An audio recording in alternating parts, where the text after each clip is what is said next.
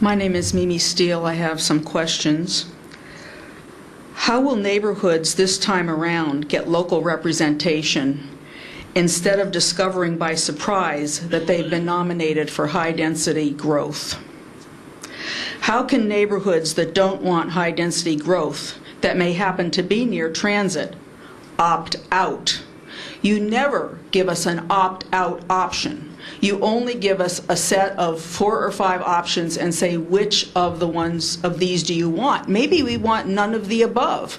And maybe some of the cities need to have the option to pull out of this plan.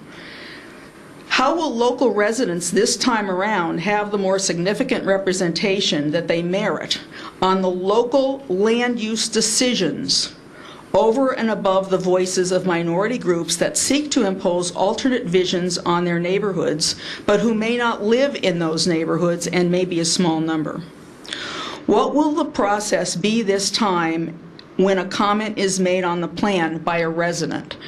Because as Peter said, our experience from the last round was that none of the adverse comments were taken into account or referenced. They may have been way back in the appendix, but they were never referenced in the executive session. And if you looked at the executive summaries, you would think that everybody in the Bay Area agreed with the plan, which is not correct.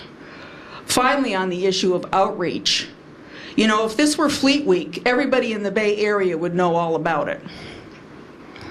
I want to know why you can't get the word out to people in the Bay Area. It seems to me that maybe there's a little bit of a concern that once people understand what is being done to them, as Peter suggested, they may not agree, and this room would be full of people in opposition.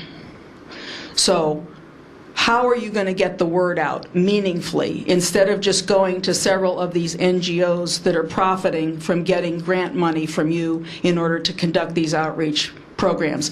And the final thing I want to say is there's a great deal of attention paid in your documentation to making sure that low-income communities participate. That's fine. I think they should participate. But I want to say that the people that are paying for this, which includes low-income communities that are working poor, as well as people like me who work a full-time job and have to come out and take a day off to participate in some of these things, where are you in our communities? You are not there. You're not talking to us. You're not letting us know that these meetings are going on. There's a decided effort on your part, whether intentioned or not, to really limit who gets access to this information. And I'm really tired of that. Thank you.